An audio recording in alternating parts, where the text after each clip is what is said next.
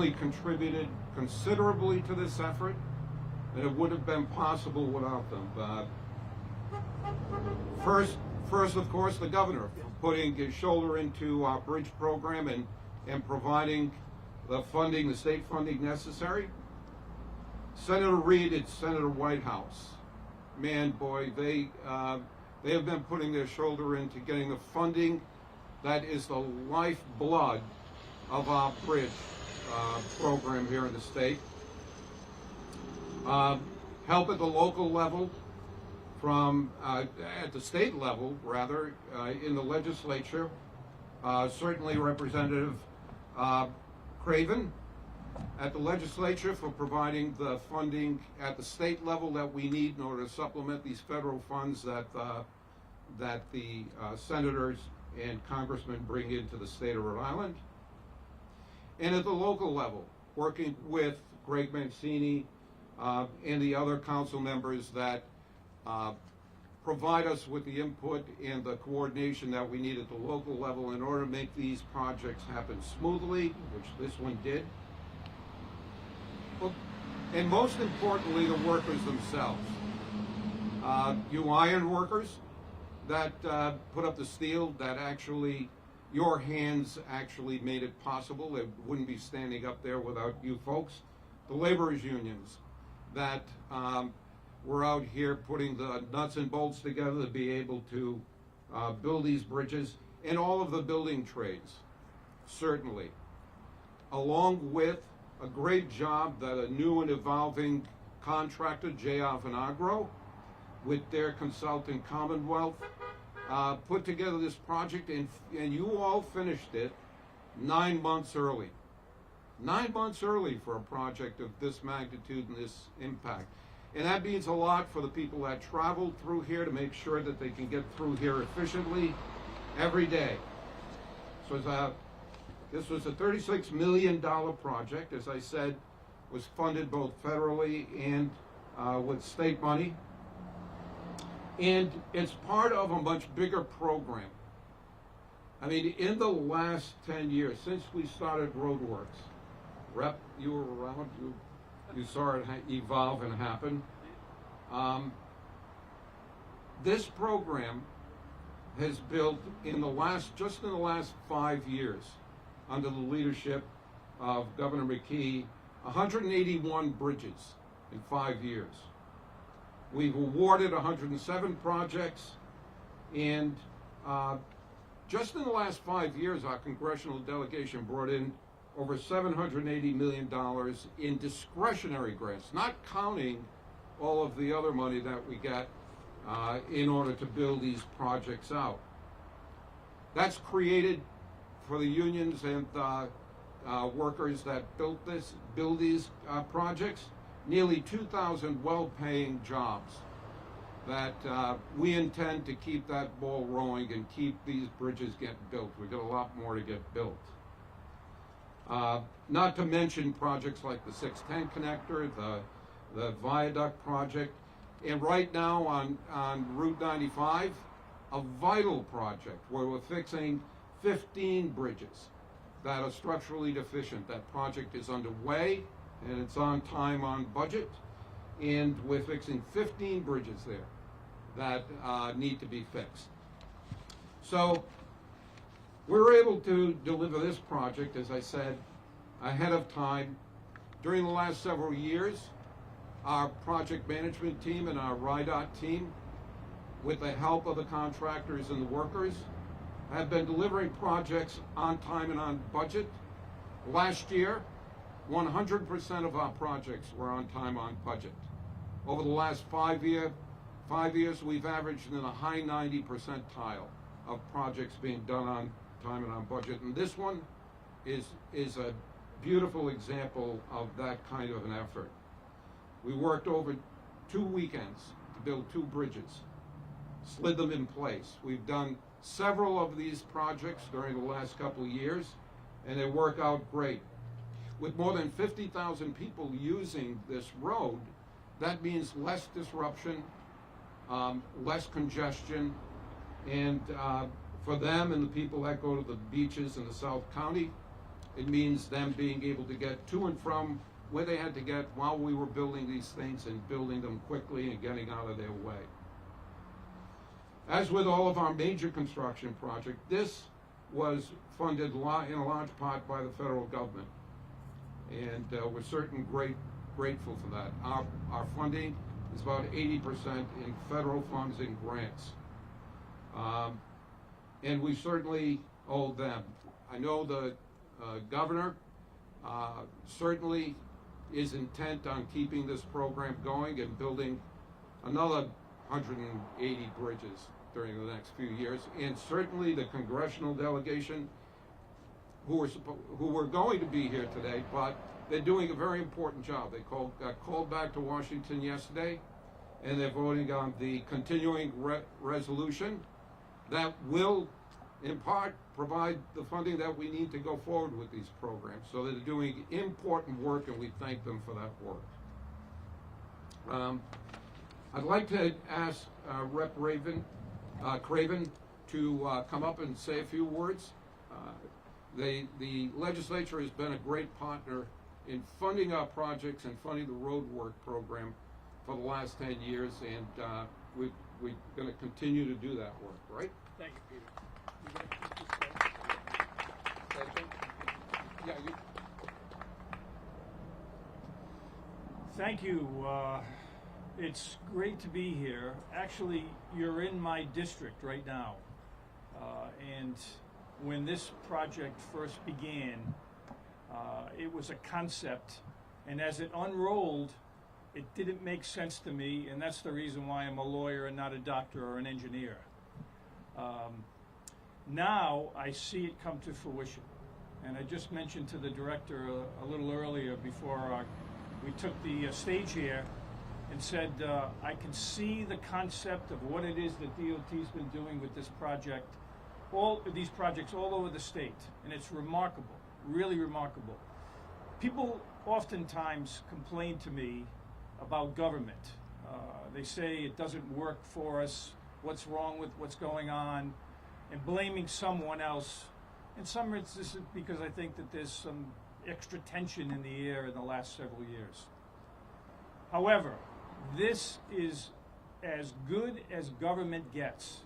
Not only construct a project, but fund it efficiently and deliver it on time or early, and have it be something that people really need, particularly as we look towards an opportunity to create a better traffic pattern and hopefully in the very near future a connection from this part of the state to 95 South for both trucking out of Quonset Point as well as tourism to come here to Newport. I can't tell you how happy the members of the House of Representatives, and particularly the Speaker of the House, has been for funding these projects with reference to that 20% match and having it be as successful as it is.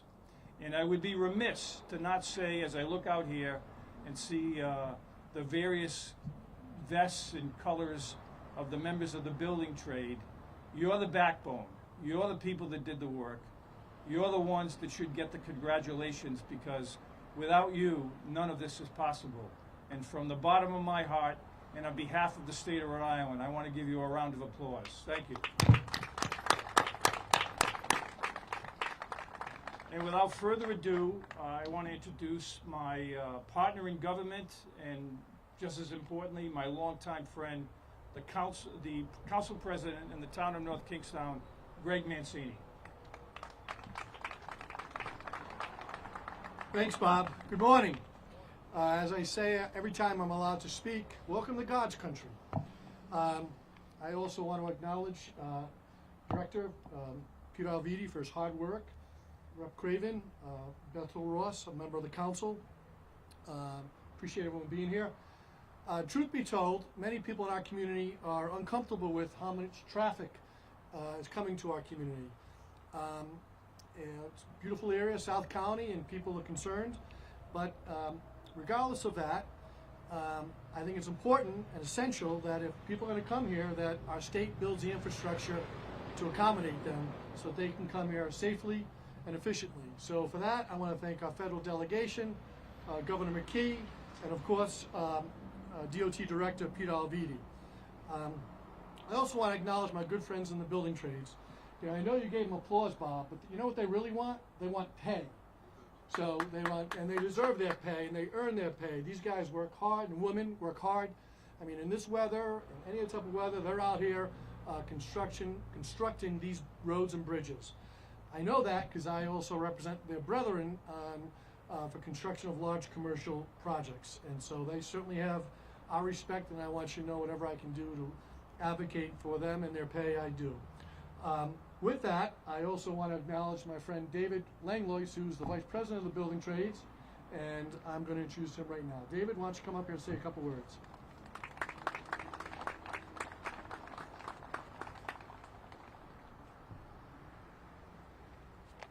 Thank you, Greg. Good morning, everyone. Today marks another proud moment for Rhode Island's infrastructure with the completion of the bridge behind us. A true testament to the professionalism, skill, and dedication of the Rhode Island, the men and women of the Rhode Island building trades. This project providing meaningful opportunities for workers to earn a family union wage, as well as health care and retirement benefits.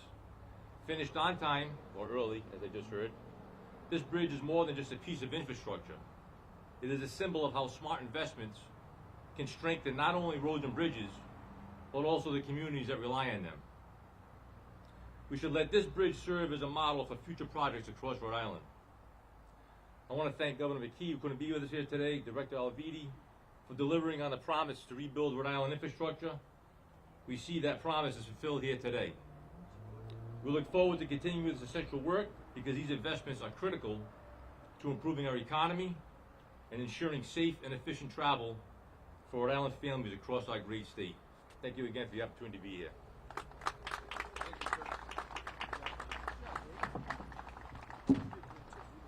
Well, thank you, and thank you all for coming. I assure you that we finished this. We've got nearly 100 other projects throughout the state of Rhode Island. I'd like to also acknowledge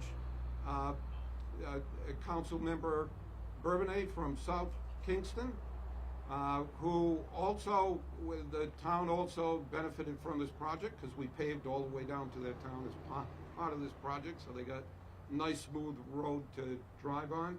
But we've got a lot more of these projects lined up. In fact, we've got a 10-year plan at DOT that as the first 10-year plan that we developed 10 years ago, we've completed every single one of those projects.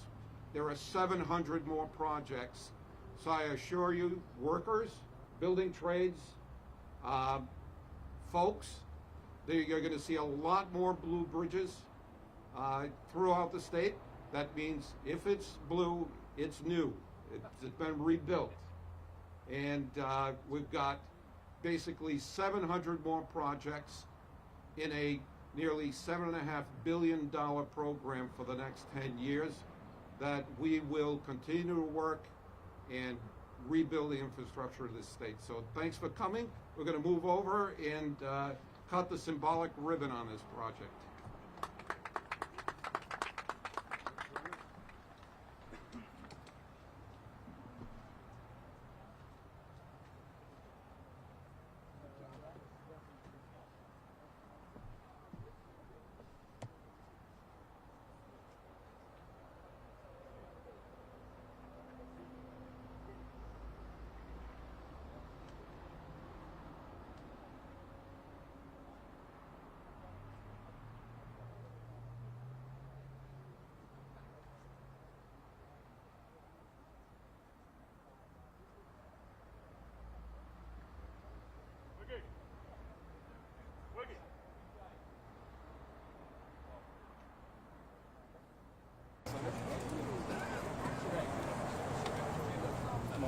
Yep, you can go grab the microphone, hold it.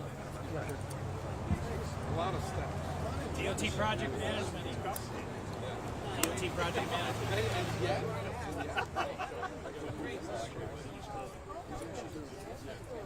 cutting the ribbon, not us. Steve cut. You build it? Charlie. Charlie. I listened the whole thing. I got you. He's kind of old. Thank you. You worked on it? Come on. If you want. Worked on it. Come up.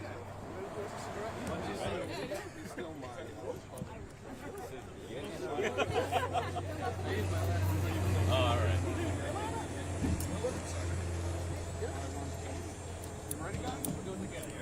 Are we ready? We're ready. Ready. On the count of 3. 1, 2, 3.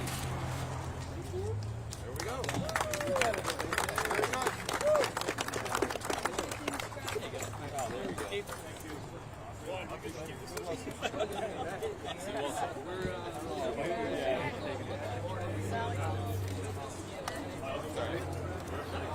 You worked on it. You worked on it? We had a break next time. I will.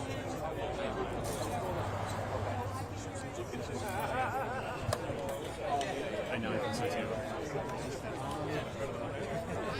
Did you, so were you recording at least during?